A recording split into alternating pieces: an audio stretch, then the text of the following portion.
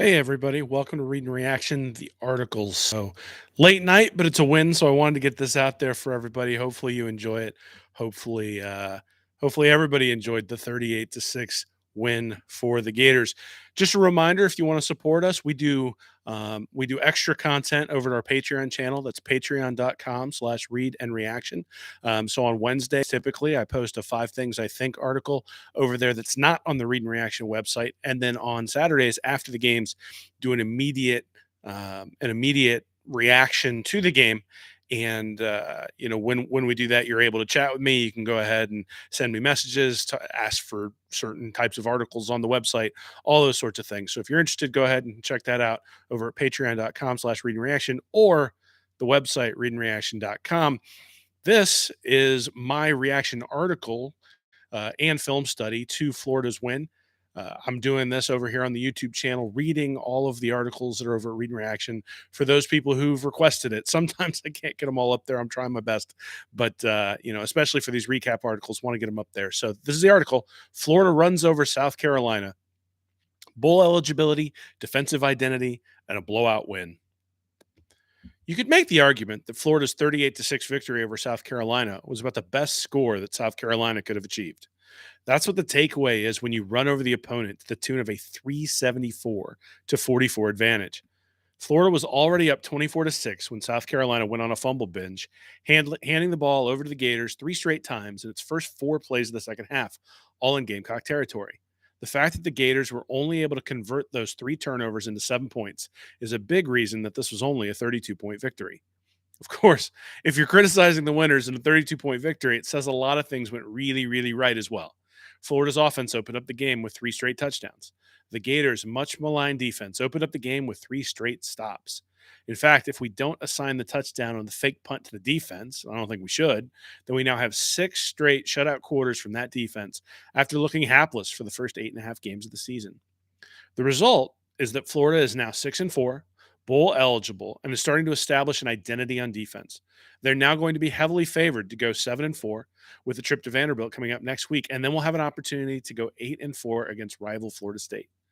3 weeks ago, licking our wounds after a blowout loss to Georgia, that didn't seem remotely possible. Of course, neither did starting off a game with 3 straight defensive stops. The defense. So, what happened that Florida's defense has improved so much in the last 2 weeks?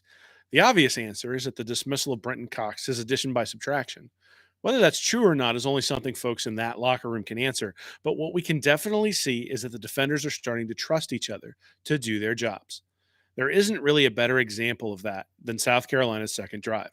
The Gators had gotten a sack, and then Spencer Rattler threw an interception to force a 3rd and 17. Rattler then completed an 18-yard pass to Josh Vann for a first down. A few weeks ago, the Gators would have hung their heads and allowed South Carolina to drive right down the field. But this was the next play tonight.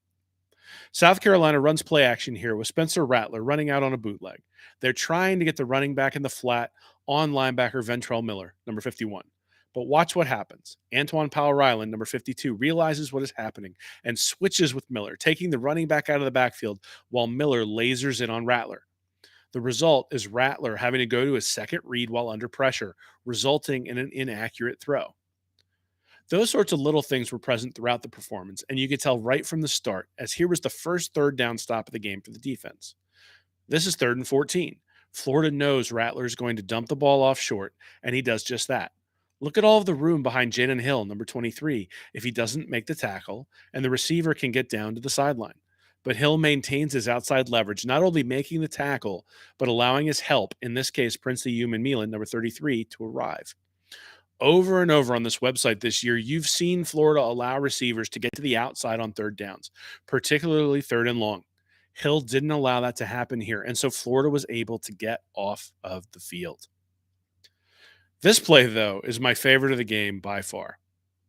Watch Miller read the play and fight to get outside right away. And where I've paused the play, does it look like he has any shot at making the play? Instead, 2 things happen. First, Miller is able to keep outside leverage, and the second offensive lineman passes him by, thinking he can get a block downfield. But the second is that Human-Meelan, number 33, just squeezes rather than collapsing on the fake to the running back.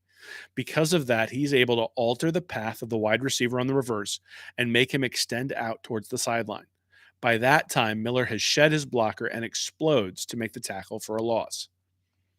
These are just three examples I thought exemplified the Gators' defensive performance, but it really was from the jump. Desmond Watson and Chris McClellan each made multiple plays where they shed their primary blocker and stuffed runs. Defensive backs almost always seem to be in the right position, and Human Milan and Power Island were able to win one-on-one battles against South Carolina's tackles and get pressure on Rattler even if they weren't always able to get the sack. This certainly shows up in the statistics, having allowed 237 yards total, 44 rush yards, 1.9 yards per attempt, and forcing 3 turnovers. We've certainly criticized the defense when it hasn't been able to come through all year. Those players deserve to hear a lot of praise after this one. Caleb Douglas. As the game wound down, the SEC Network awarded its Player of the Game award, unsurprisingly, to Anthony Richardson. The Gators quarterback is central to everything that they do, and though he struggled through the air, his running opened things up and was key to the Gators getting off to their quick start.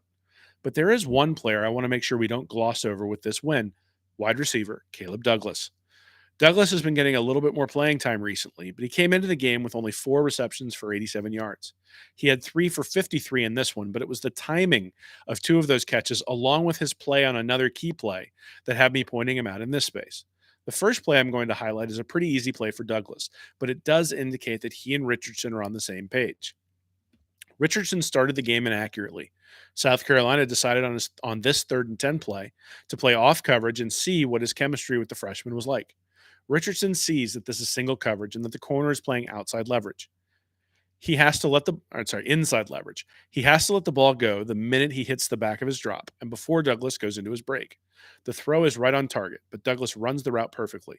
The result is a big first down for Florida on the opening touchdown drive. The second play is similar in that it requires Richardson to throw the ball before Douglas breaks. But I think it also is an option route, and Douglas has to run the right route as well, depending on the coverage. I've circled both Douglas and the South Carolina safety at the snap. That's the read. Once Richardson hits the back of his drop, the safety is still hedging towards the inside. That means there's a hole in the zone to the outside, and Douglas breaks his route out there. Richardson throws the ball before he even breaks, again indicating that those two are in sync. But the most impressive play Douglas made in the game had nothing to do with route running or catching the ball. It had to do with blocking. On the vast majority of run plays, the wide receivers play very little role. But on Trevor Etienne's long run, Douglas played a huge role. Watch where I've frozen the play. What you see is that Douglas is outside the corner, who could be there to make the play. But he works to get inside the corner and drive him towards the outside. This enables Etienne to scoot a little bit towards that defender and away from the safety coming over to make the tackle. The safety, who, by the way, was out of position because of the threat of the jet sweep. The South Carolina safety almost gets Etienne for what would amount to 11 or a 12-yard gain. Instead, it goes 85 yards because Douglas didn't just get in the way, he actually opened the hole. Richardson struggles. Speaking of Richardson, in my opinion, this wasn't a very good performance for the Gators signal caller. He was really effective running the ball early in the game, and he put the Gators on his back on the second drive, going 4 of 5 for 59 yards and a touchdown throw to Ricky Pearsall. But excluding that drive, Richardson went 7 of 18 for 53 yards. His QB rating for the game was 117.4, and his yards above replacement, my proprietary stat that takes both throwing and running into account, had Richardson at negative 0.53, or below average. Usually when Richardson runs for nearly 100 yards, he had 15 rushes for 96 yards. His YAR is sky high, but his limitations in the passing game were really on display Saturday night. You don't need me to tell you that you don't want your quarterback launching the ball into triple coverage. But I have no idea what Richardson was thinking here, considering that just before the snap, South Carolina had its corner playing off coverage on Ricky Pearsall with safety help over the top.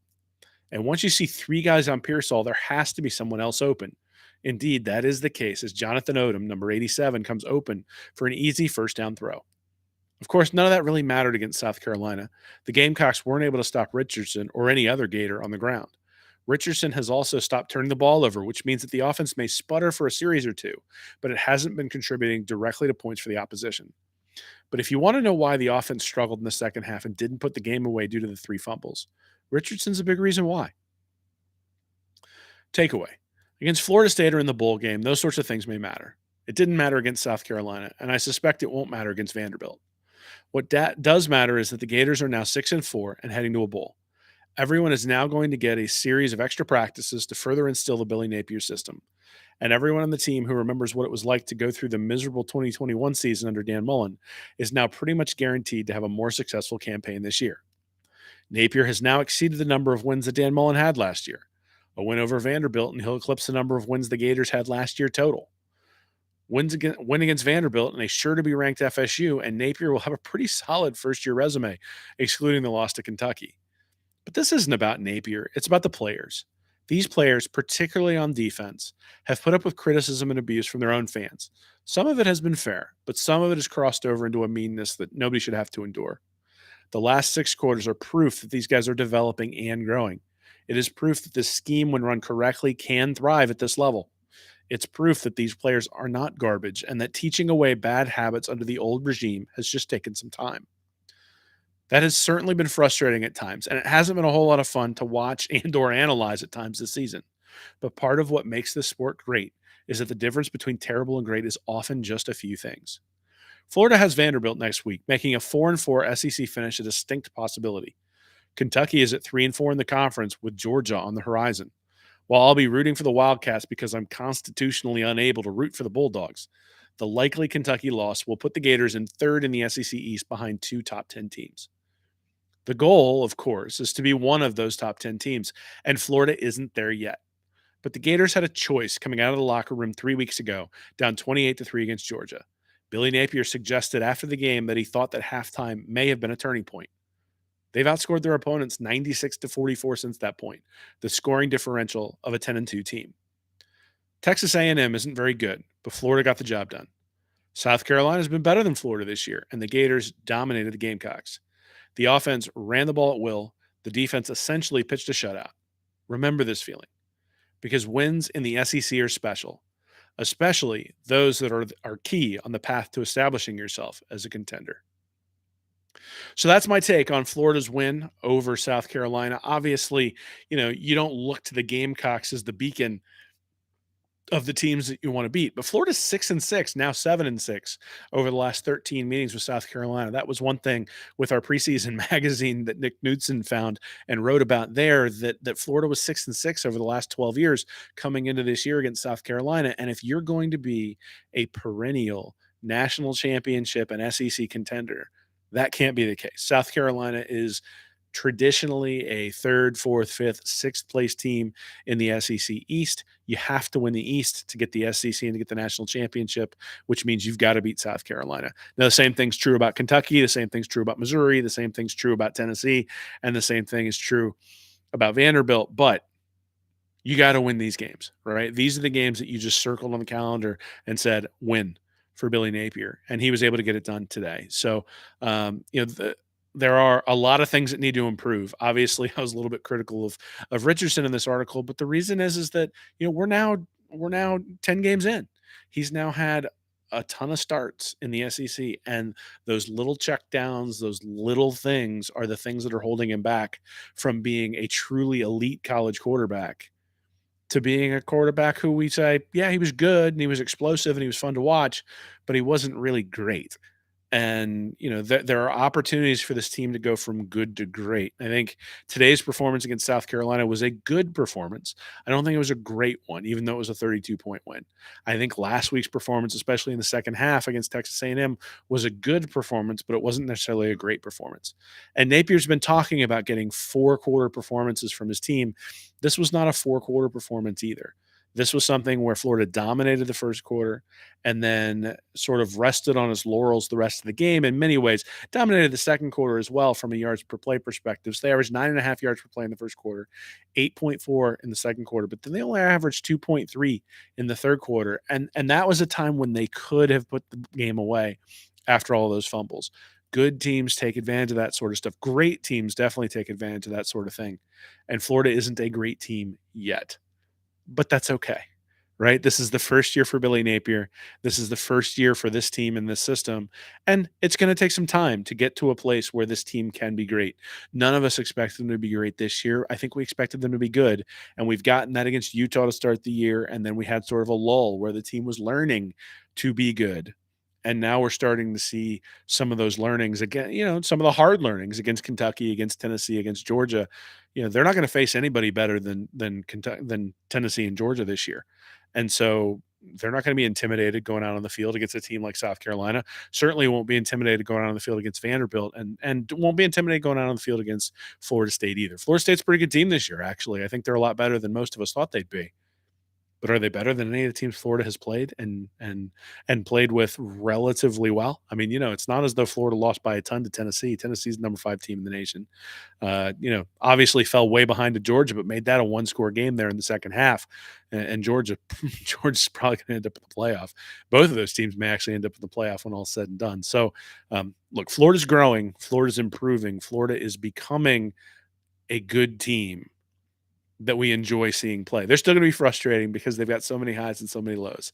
And if they can level those out, and if Richardson especially can raise that floor, this team has the opportunity to go from good to great, probably between the end of the year and the bowl game, and then the bowl game and next year's schedule as well. So, look, very, very encouraging. Anytime you win by 32 points in the SEC, you got to be happy with it.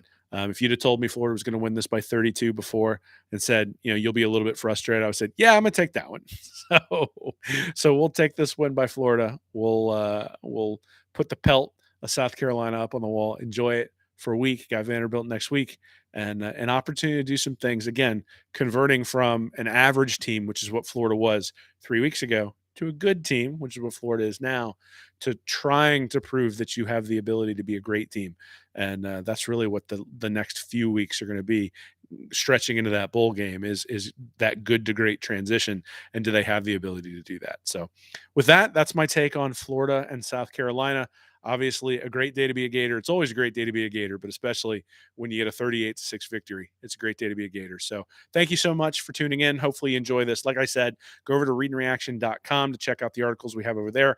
If you want extra content, you can go to patreon.com/readandreaction. We also have a tier over there where if you'd like to talk to Nick and I directly, you can it's I believe $10 a month.